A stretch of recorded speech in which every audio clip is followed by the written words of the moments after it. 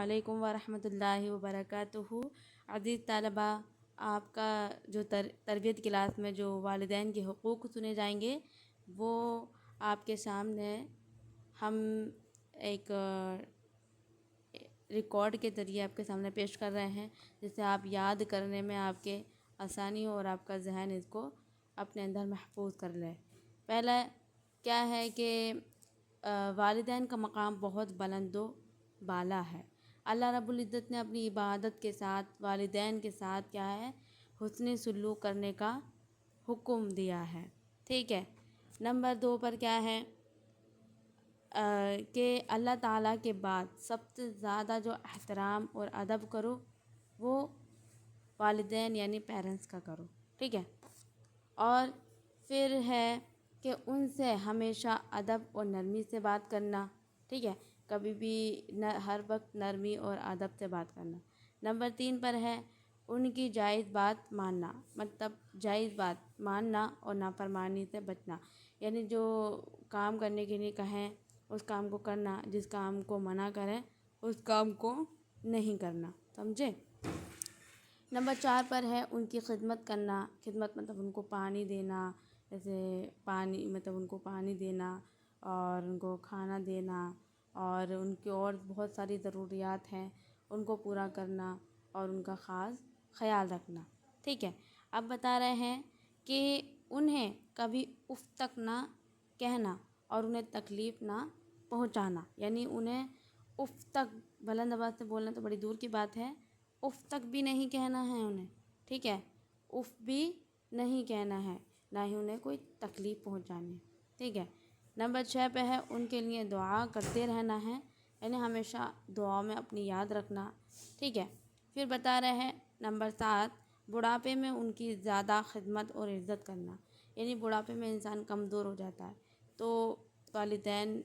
کمزور ہو جائیں، بڑھاپے میں بڑھاپا آ جائے تو ان کی خدمت کرنا اور ان کی عزت کرنا، ٹھیک ہے۔ اور جو والدین کے نمبر 8 پر ہے جو والدین کے دوست ہوتے ہیں اور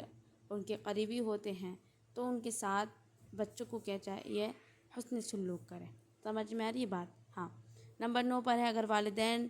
یعنی وفات پا جائیں تو ان کے لیے دعائیں مغفرت کرنا، یعنی جیسے ہمارے والدین ہیں وہ اگر وفات یعنی انتقال کر جائیں تو ان کے لیے ہمیں زیادہ سے زیادہ دعائیں استغفار اور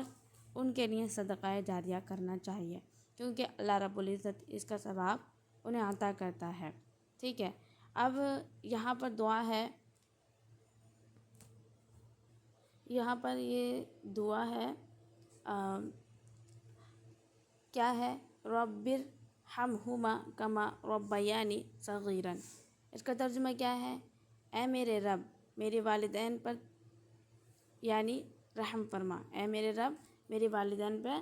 رحم فرما جس طرح انہوں نے بچپن میں مجھے پالا ہے۔ مطلب یہ جو آیت کریمہ ہے،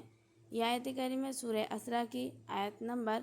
24 ہے، سورہ اسراء یعنی سورہ بنی اسرائیل کی آیت نمبر 24 ہے، ٹھیک ہے۔ رب ارحمہما کما ربیانی صغیرا، اے میرے رب میرے والدین پر رحم فرما جس طرح انہوں نے مجھے بچپن میں پالا ہے، ٹھیک ہے۔ اب یہاں پر دوسری آیت کریمہ میں ارشاد فرما رہے ہیں وَقَضَىٰ رَبُّكَ أَلَّا تَعْبُدُوا إِلَّا إِيَّاهُ وَبِالْوَالِدَيْنِ إِحْسَانًا، ٹھیک ہے۔ تو بتا رہے ہیں یہاں پر اور تمہارے رب نے فیصلہ کر دیا ہے کہ تم اس کے سوا کسی کی عبادت نہ کرو، یعنی اللہ رب العزت نے فرمایا ہے سورہ اسراء کی آیت نمبر 23 اور 24 میں اللہ فرماتا ہے کہ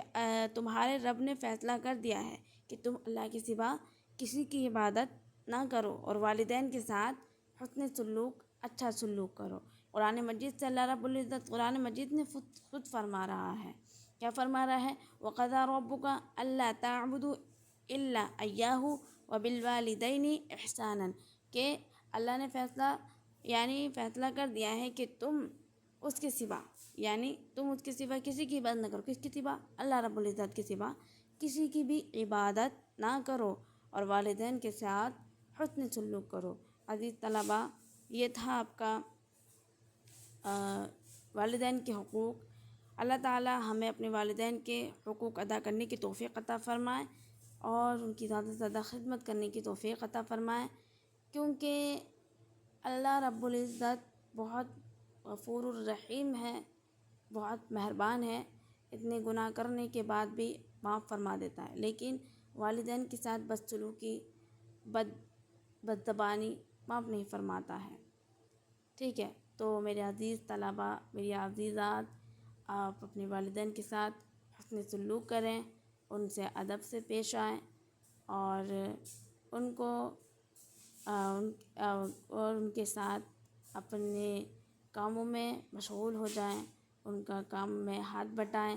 اور ان کی زیادہ خدمت کریں، ان کی بات کو مانیں۔ بس بتانے کا مقصد یہ ہے کہ والدین کو ہمیشہ نرمی اور اچھے انداز سے بچوں کو والدین کے ساتھ پیش آنا چاہیے۔ السلام علیکم ورحمۃ اللہ وبرکاتہ، وما علینا الا البلاغ۔ السلام علیکم ورحمۃ اللہ وبرکاتہ۔